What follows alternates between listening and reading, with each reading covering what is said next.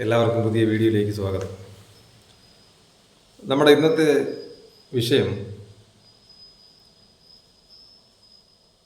ഇപ്പോൾ നിലവിലെ സാഹചര്യത്തിൽ ഇന്ത്യയിൽ ഭക്ഷ്യ സുരക്ഷയുടെ കാര്യത്തിൽ നമ്മൾ വളരെയധികം മുന്നിലാണ് എന്നതാണ് യാഥാർത്ഥ്യം.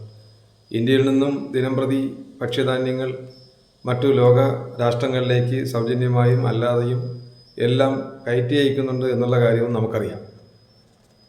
അതിൽ ഏറ്റവും പ്രധാനമായിട്ടുള്ള വസ്തുത നമ്മുടെ രാജ്യത്തെ ഭക്ഷ്യോൽപാദനം കഴിഞ്ഞ കുറച്ച് കാലങ്ങളായി വളരെയധികം മെച്ചപ്പെട്ട നിലയിലും ഒപ്പം തന്നെ നമ്മുടെ ഇവിടുത്തെ ഭക്ഷ്യ സംസ്കരണ വ്യവസായവും വളരെ മെച്ചപ്പെട്ട നിലയിലും വളരെയധികം കാർഷിക മേഖലയിലുണ്ടായ ഉണർവും കാർഷിക മേഖലയിലുണ്ടായ വികസന പ്രവർത്തനങ്ങളും അതിൻ്റെ നേട്ടങ്ങളും ഈ രാജ്യത്തെ സമ്പദ് വ്യവസ്ഥയെ സാമ്പത്തികമായിട്ടുള്ള വ്യവസ്ഥയെ നല്ല രീതിയിൽ മെച്ചപ്പെട്ട രീതിയിൽ സ്വാധീനിച്ചിട്ടുണ്ട് എന്നതാണ് യാഥാർത്ഥ്യം. അത്തരത്തിലുള്ള സാമ്പത്തിക വളർച്ച കാർഷിക മേഖലയിൽ ഉണ്ടാകുന്നു എന്നുള്ളതിൽ നമ്മുടെ തൊട്ടയൽ രാജ്യമായ ചൈനയ്ക്ക് അതിയായ വിരോധമുണ്ട്, അല്ലെന്നുണ്ടെങ്കിൽ അതിൽ അസൂയുണ്ട് എന്നുള്ളതാണ് ഈ സമീപ ദിവസങ്ങളിലെ സംഭവങ്ങൾ തെളിയിക്കുന്നത്. കാരണം ചൈന പലപ്പോഴും അല്ലെങ്കിൽ ഉണ്ടായ കാലം മുതലെല്ലാം ചൈന ഇന്ത്യയുമായിട്ടാണ് ചൈനയുടെ മത്സരം. കാരണം വൈവിധ്യമായ ഭൂവിഭാഗങ്ങളും ഒപ്പം തന്നെ വൈവിധ്യമാർന്ന ജനതതികളുമുള്ള നമ്മുടെ ഇന്ത്യയെ സംബന്ധിച്ചിടത്തോളം ബഹുസ്വരത എന്ന് പറയുന്നത് അത് മതപരമായിട്ടോ ജാതിപരമായിട്ടോ ഗോത്രപരമായിട്ടോ ഉള്ള ഒന്ന് മാത്രമല്ല. ഇന്ത്യയിൽ എല്ലാ രീതിയിലുമുള്ള വിഭവങ്ങൾ, അത് ധാതു വിഭവങ്ങളായാലും കാർഷിക വിഭവങ്ങളായാലും എല്ലാം ഉൽപ്പാദിപ്പിക്കുന്നതിനും വ്യത്യസ്തമായിട്ടുള്ള കാലാവസ്ഥകൾ ഉള്ള ഒരു രാജ്യമാണ് ഇന്ത്യ. അതുകൊണ്ട് തന്നെ ഇന്ത്യ പോലുള്ള ഒരു രാജ്യത്തെ പിന്നോട്ടടിക്കുക അല്ലെങ്കിൽ രാജ്യവുമായി മത്സരിച്ച് വിജയിക്കുക എന്നുള്ളത് ലോകത്തുള്ള ഏതൊരു രാജ്യത്തെ സംബന്ധിച്ചിടത്തോളവും വളരെയധികം പ്രയാസമുള്ള കാര്യമാണ് എന്നതാണ് യാഥാർത്ഥ്യം. അപ്പോൾ അത്തരത്തിലുള്ള പ്രയാസകരമായിട്ടുള്ള ഒരു സാഹചര്യത്തെ നേരിട്ടുകൊണ്ട് ഇന്ത്യക്ക് ബദലായി ഉയർന്നു വരിക എന്നത് ജനാധിപത്യം നിലനിൽക്കുന്ന സാഹചര്യത്തിലും വ്യത്യസ്തമായിട്ടുള്ള രാഷ്ട്രീയ പ്രസ്ഥാനങ്ങളും വ്യത്യസ്തമായിട്ടുള്ള രാഷ്ട്രീയ നിലപാടുകളും സോഷ്യലിസ്റ്റ് സമ്പദ് വ്യവസ്ഥയും സോഷ്യലിസ്റ്റ് കാഴ്ചപ്പാടുകളും മുതലാളിത്തവും ഒരു സൈഡിനും മറു സൈഡിന് ദാരിദ്ര്യവും ഇതെല്ലാം ഉണ്ടായിരുന്ന ഒരു സാഹചര്യത്തിലും ഇന്ത്യയെ സംബന്ധിച്ചിടത്തോളം ഇന്ത്യ ലോക രാജ്യങ്ങളുടെ മുന്നിൽ തല ഉയർത്തിപ്പിടിച്ച് നെഞ്ചുവിരിച്ച് നിവർന്നു നിൽക്കുന്ന ഒരു സാഹചര്യമാണ് നമ്മൾ കണ്ടത്. 90കളിൽ ഇത് ഒരു വികസന രാജ്യമായിരുന്നുവെങ്കിൽ ഇത് 2000 ആയപ്പോൾ 2000 ആണ്ടുകളിൽ അല്ലെങ്കിൽ 21ാം നൂറ്റാണ്ടിൻ്റെ അന്ത്യപാദത്തിലേക്ക് കടക്കുമ്പോൾ ഇന്ത്യ ഒരു വികസിത രാജ്യം എന്നുള്ള സങ്കല്പത്തിലേക്ക് കുതിച്ചുയരുന്നൊരു സാഹചര്യമാണുള്ളത്. അതിൻ്റെ അടിസ്ഥാനത്തിൽ സ്വാഭാവികമായിട്ടും സംഭവിക്കുന്ന ചില പരിണാമപരമായിട്ടുള്ള ഒരു പാളിച്ചകൾ മാത്രമാണ് ഇവിടുത്തെ സാമ്പത്തിക അന്തരത്തെക്കുറിച്ച് സൂചിപ്പിക്കുന്ന കാര്യങ്ങൾ വരുന്നത്. ശതകോടീശ്വരന്മാരുടെ എണ്ണം ഒരു വശത്ത് കൂടുന്നു, കോടീശ്വരന്മാരുടെ എണ്ണം ഒരു വശത്ത് വർദ്ധിക്കുമ്പോൾ ഇവിടെ ദാരിദ്ര്യത്തിൻ്റെ നിരക്ക് മുമ്പുണ്ടായിരുന്നതിനേക്കാൾ കുറഞ്ഞ് 17% താഴെയാകുന്ന ഒരു സാഹചര്യം ഇന്ത്യയിൽ സൃഷ്ടിക്കുവാൻ വേണ്ടി കഴിഞ്ഞ കുറേ കൊല്ലങ്ങളായി ഈ രാജ്യം ഭരിച്ചുകൊണ്ടിരുന്ന ഗവൺമെൻറ്റുകൾക്ക് കഴിഞ്ഞിട്ടുണ്ട്. അത് ഗവൺമെൻറ്റുകളെല്ലാം ഗവൺമെൻറ്റുകളാണ് എന്നുള്ളത് കൊണ്ട് തന്നെ അതിന് സംഭാവന നൽകാൻ വേണ്ടിയിട്ട് ഇന്ത്യൻ നാഷണൽ കോൺഗ്രസിനും കഴിഞ്ഞിട്ടുണ്ട്, BJPക്കും കഴിഞ്ഞിട്ടുണ്ട് എന്നതാണ് യാഥാർത്ഥ്യം. അത്തരത്തിലുള്ള ഒരു സാമ്പത്തിക വളർച്ചയിലൂടെ ഇന്ത്യ ഇന്ന് ലോകത്തെ 4ാമത്തെ വലിയ സാമ്പത്തിക അടിസ്ഥാനത്തിലുള്ള ഒരു രാജ്യമായി മാറിയിട്ടുണ്ട്. ഇന്ത്യയിലെ പല സംസ്ഥാനങ്ങളിലും GDP എന്ന് പറയുന്നത് പല നിരക്കിലുള്ളതാണെന്ന് നമുക്കറിയാം. അത് ഇന്ത്യയിലെ പല സംസ്ഥാനങ്ങളിലും ഉൽപ്പന്നങ്ങൾ ഉണ്ടാക്കുന്ന അല്ലെങ്കിൽ വ്യാവസായികമായിട്ട് മെച്ചപ്പെട്ട സംസ്ഥാനങ്ങളുണ്ട്, കാർഷികമായി മെച്ചപ്പെട്ട സംസ്ഥാനങ്ങളുണ്ട്, ചില സംസ്ഥാനങ്ങൾ ഉപഭോക്തൃ സംസ്ഥാനങ്ങളാണ്.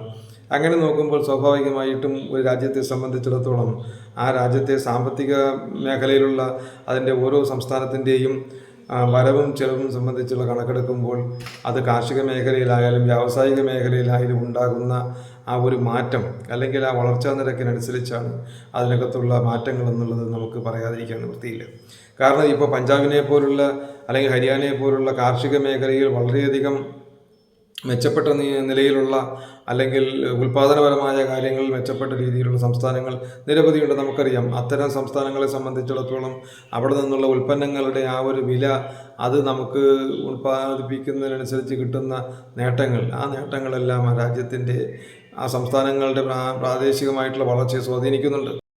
അപ്പോൾ സ്വാഭാവികമായിട്ടും ഇന്ത്യയെപ്പോലെ രാജ്യത്തെ സംബന്ധിച്ചിടത്തോളം വ്യത്യസ്തമായിട്ടുള്ള സാമ്പത്തിക നിലവാരങ്ങൾ വച്ചു പുലർത്തുന്ന സംസ്ഥാനങ്ങളാണെന്ന് നമ്മൾ പറഞ്ഞു കഴിഞ്ഞു. അത്തരത്തിലുള്ള സംസ്ഥാനങ്ങളിൽ വ്യാവസായിക വളർച്ചയിൽ വളരെയധികം മുന്നോട്ട് പോയിട്ടുള്ള സംസ്ഥാനങ്ങളുണ്ട്. കാർഷിക മേഖലയിൽ മെച്ചപ്പെട്ട രീതിയിലുള്ള വളർച്ച കൈവരിച്ച സംസ്ഥാനങ്ങളുണ്ട്. ഇങ്ങനെ നോക്കുമ്പോൾ സ്വാഭാവികമായിട്ടും നമ്മുടെ രാജ്യത്തെ സംബന്ധിച്ചിടത്തോളം വളരെയധികം മെച്ചപ്പെട്ട രീതിയിൽ ഇതിന് മുന്നേറുവാൻ സാധിക്കുന്നു എന്നുള്ളതിൽ ഈ രാജ്യത്തെ അസ്ഥിരപ്പെടുത്താൻ വേണ്ടി ശ്രമിക്കുന്ന ചൈനയെ പോലുള്ള വിദേശ ശക്തികൾക്ക് അത് അലോസരമുണ്ടാക്കുന്നു എന്നതാണ് ഇപ്പോൾ നടക്കുന്ന ചില സംഭവങ്ങളിൽ നിന്ന് നമുക്ക് വെളിവരുന്നത്. ഇപ്പോൾ ഈ അടുത്ത ദിവസം പത്രത്തിൽ നമ്മൾ വായിച്ച വാർത്ത നമുക്കറിയാം. അതായത് ചൈനയുടെ ചാര സംവിധാനങ്ങൾ, അവരുടെ പരീക്ഷണങ്ങൾ, അന്തർവാഹിനികളടക്കമുള്ള കാര്യങ്ങൾ, അതിൻ്റെ റേഡിയോ തരംഗങ്ങൾ ഫ്രീക്വൻസി പുറത്തോട്ട് വരാത്ത രീതിയിൽ ഓഫ് ചെയ്തുകൊണ്ട് നമ്മുടെ ബംഗാൾ കടലിൻ്റെ ചില മേഖലകളിൽ അവർ പര്യവേഷണങ്ങൾ നടത്തുന്നതായിട്ടും പരിശീലന സംവിധാനങ്ങൾ, ആയുധ പരിശീലനങ്ങൾ അല്ലെങ്കിൽ സൈനിക പര്യവേഷണങ്ങൾ നടത്തുന്നതായിട്ടും ഫ്രഞ്ച് ചാര ഏജൻസി റിപ്പോർട്ട് ചെയ്തിട്ടുണ്ട്. അത് ഏതാണ്ട് വളരെ കുറച്ച് നാളുകളായി അവരത് നടത്തി വരുന്നതായിട്ടാണ് ഫ്രഞ്ച് ഏജൻസി റിപ്പോർട്ട് ചെയ്തിട്ടുള്ളത്. അപ്പോൾ ഇത്തരത്തിൽ ഒരു വശത്ത് ഇന്ത്യയെ അസ്ഥിരപ്പെടുത്താൻ വേണ്ടി ശ്രമിക്കുന്ന രീതിയിൽ അവർ സൈനികമായിട്ടുള്ള അഭ്യാസങ്ങൾ അത് ഇന്ത്യയുടെ ഉപഗ്രഹങ്ങളിൽ നിന്നും പ്രാപ്ത രീതിയിൽ അവർ ചെയ്യുന്നുണ്ട്. മറുവശത്ത് അവരുടെ പ്രവർത്തനങ്ങൾ ഇന്ത്യയിലെ കാർഷിക മേഖലയിൽ ഉണ്ടായിക്കൊണ്ടിരിക്കുന്ന വിപ്ലവകരമായ മാറ്റങ്ങൾ, കാർഷിക മേഖലയിൽ ഇന്ത്യ കൈവരിക്കുന്ന നേട്ടങ്ങൾ, അതിനെ തിരിച്ചടിച്ച് അതിനെ നശിപ്പിച്ചുകൊണ്ട് ഇന്ത്യയുടെ ജനങ്ങളെ പട്ടിണിക്കിട്ട് കൊല്ലുക എന്നുള്ള ഉദ്ദേശത്തോടു കൂടി ചൈന ഇപ്പോൾ ചെയ്തുകൊണ്ടിരിക്കുന്ന അടുത്ത ഏറ്റവും വളരെ ദോഷകരമായിട്ടുള്ള ഒരു പ്രവർത്തനമാണ് നമുക്ക് ഇന്നത്തെ വിഷയമായി വരുന്നത്. അത് മറ്റൊന്നുമല്ല, നമ്മുടെ രാജ്യത്ത് ഏറ്റവും കൂടുതൽ രാസവളത്തിൻ്റെ ഇറക്കുമതി ചെയ്തിരുന്നത് ചൈനയിൽ നിന്നുമായിരുന്നു. പക്ഷേ ചൈന ഇന്ത്യയിലെ കാർഷിക മേഖലയിലെ ഉൽപ്പാദന വളർച്ചയിൽ അസൂയ പൂണ്ട് അല്ലെങ്കിൽ അതിൽ വേവലാതി പൂണ്ടുകൊണ്ട് ഇന്ത്യയിലേക്കുള്ള രാസവളത്തിൻ്റെ ഇറക്കുമതി അവർ നിരോധിക്കുന്ന ഒരു സാഹചര്യത്തിലേക്ക് എത്തിയിട്ടുണ്ട്. അങ്ങനെ വരുന്ന സാഹചര്യത്തിൽ ഇന്ത്യ റഷ്യയും യൂറോപ്യൻ രാജ്യങ്ങളും പശ്ചിമേഷ്യയും അടക്കമുള്ള രാജ്യങ്ങളിൽ നിന്നും രാസവളം ഇറക്കുമതി ചെയ്യുന്നതിനുള്ള ശ്രമം ആരംഭിച്ചിട്ടുണ്ട് എന്നുള്ളതാണ് പുറത്തു വരുന്ന വിവരങ്ങൾ. നമ്മളെ സംബന്ധിച്ചിടത്തോളം ഏറ്റവും അത്യാവശ്യമായിട്ടുള്ള യൂറിയ അടക്കമുള്ള വളങ്ങൾ അത് ഇനി വരാൻ പോകുന്ന മാസങ്ങളെന്ന് പറഞ്ഞാൽ ജൂലൈ ആഗസ്റ്റ് മാസങ്ങളിൽ നമുക്ക് ഏറ്റവും കൂടുതൽ വേണ്ടി വരുന്നത് യൂറിയയും ഡൈ അമോണിയം ഫോസ്ഫേറ്റ് അല്ലെങ്കിൽ DAP തുടങ്ങിയ രാസവളങ്ങളുടെ കയറ്റുമതിയാണ്. ആ കയറ്റുമതിക്ക് അപ്രഖ്യാപിതമായ വിലക്ക് ഏർപ്പെടുത്തിക്കൊണ്ടാണ് ചൈന ഇന്ത്യക്ക് നേരെ തിരിച്ചടിക്കുന്നത്. നമ്മളെ സംബന്ധിച്ചിടത്തോളം ചൈനയിൽ നിന്നും കയറ്റുമതി ചെയ്യുന്ന ഇത്തരം സാധനങ്ങൾ ഇന്ത്യയിലാണ് ഏറ്റവും കൂടുതൽ ഉപയോഗിച്ചു വരുന്നത്. തൊട്ടടുത്ത് നമുക്ക് ചൈനയ്ക്ക് പിന്നിലായി നമുക്ക് ഇത്തരം രാസവളങ്ങൾ നമുക്ക് വിൽക്കുന്ന രാജ്യം ഇസ്രായേലാണ്. ഇസ്രായേൽ ഇറാനുമായിട്ടും മറ്റ് പശ്ചിമേഷ്യയിലെ ചെറിയ രാജ്യങ്ങളുമായി നടത്തുന്ന യുദ്ധങ്ങളിലൂടെ ഉണ്ടായ ബുദ്ധിമുട്ടുകൾ കണക്കിലെടുത്ത് ഇറാനിലെ ഈ രാസവളത്തിൻ്റെ ഉൽപ്പാദനത്തിൽ ഗണ്യമായിട്ടുള്ള കുറവ് വന്നിട്ടുണ്ട്. അതുകൊണ്ട് തന്നെ പ്രതിവർഷം ഇന്ത്യയിൽ മൊത്തം വളത്തിൻ്റെ ഉപഭോഗം 6.56 കോടി ടണ്ണാണ്. അതായത് 6,56,00,000 ടൺ രാസവളമാണ് ഒരു വർഷം ഇന്ത്യയിൽ വേണ്ടത്. ഇന്ത്യയിലെ ഉൽപ്പാദനം 2024-25 സാമ്പത്തിക വർഷത്തിൽ ആഭ്യന്തര രാസവളത്തിൻ്റെ ഉൽപ്പാദനം 4,42,00,000 ടൺ മാത്രമായിരുന്നു. അപ്പോൾ സ്വാഭാവികമായി നമുക്കറിയാം ഏതാണ്ട് 2,14,00,000 ടൺ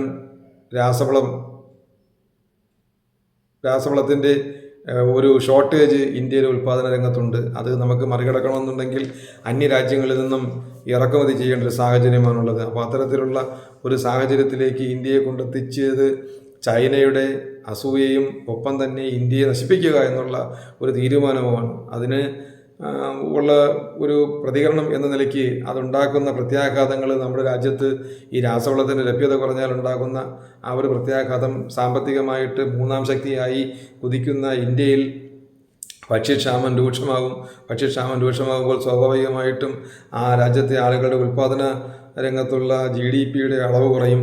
ഒപ്പം രാജ്യത്തെ സാമ്പത്തികമായിട്ടുള്ള വളർച്ചാ നിരക്ക് കുറയും. പട്ടിണി മരണങ്ങൾ സ്വാഭാവികമായും സംഭവിക്കും.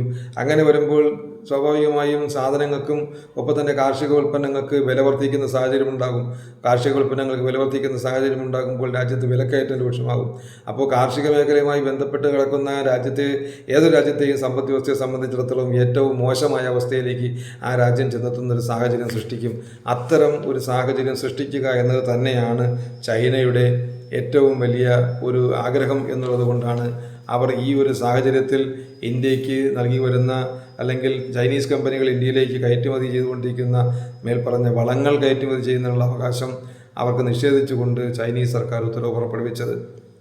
സ്വാഭാവികമായിട്ടും ചങ്കിലെ ചൈനയാണെന്ന് പറഞ്ഞ് വീമ്പിളക്കി നടക്കുന്ന ചില പ്രസ്ഥാനങ്ങൾ ഇന്ത്യയിലുണ്ട്. ആ പ്രസ്ഥാനങ്ങൾക്ക് ഇത് സംബന്ധിച്ചുള്ള നിലപാടുകളോ അല്ലെങ്കിൽ ഇത് സംബന്ധിച്ചുള്ള കാര്യങ്ങളെക്കുറിച്ചോ വലിയ അവഗാഹമൊന്നും ഇല്ലാത്ത സ്ഥിതിക്ക് ഇത് ഇവിടുത്തെ പാവപ്പെട്ട കർഷകൻ്റെയും ഈ രാജ്യത്ത് താമസിക്കുന്ന സാധാരണക്കാരായിട്ടുള്ള ജനങ്ങളുടെയും ജീവിത പ്രശ്നമായി മാത്രം ഒതുങ്ങിപ്പോകാനാണ് സാധ്യത. അതുകൊണ്ട് സ്വാഭാവികമായിട്ടും ചൈനയെ ചങ്കിലേറ്റി നടക്കുന്ന ആളുകൾ ഇത്തരം കാര്യങ്ങൾ കൂടി ഒന്ന് ഓർക്കുന്നത് നന്നായിരിക്കും. രാജ്യത്ത് ഭക്ഷ്യ സുരക്ഷ ഇല്ലാതാക്കി, രാജ്യത്ത് ഭക്ഷ്യക്ഷാമം രൂക്ഷമാക്കി, രാജ്യത്തെ ജനങ്ങളെ കൊല ചെയ്യാൻ ആഗ്രഹിക്കുന്ന, ഈ രാജ്യം സാമ്പത്തികമായി തകരണമെന്ന് ആഗ്രഹിക്കുന്ന, മൂന്നാം ലോക സാമ്പത്തിക ശക്തിയായി ഉയരാൻ ആഗ്രഹിക്കുന്ന ഈ രാജ്യത്തെ പിന്നോട്ട് നയിക്കുന്ന അല്ലെങ്കിൽ അതിനു വേണ്ടിയുള്ള പ്രവർത്തനങ്ങളുമായി മുന്നോട്ട് പോകുന്ന നമ്മുടെ അയൽ രാജ്യം ആരുടെയെങ്കിലും ചങ്കിലാണെങ്കിൽ ആ രാജ്യത്തെ അവർ എത്രയും പെട്ടെന്ന് തന്നെ പുറത്തെടുത്ത് കളയുക എന്നാണ് നമുക്ക് പറയുവാനുള്ളത്.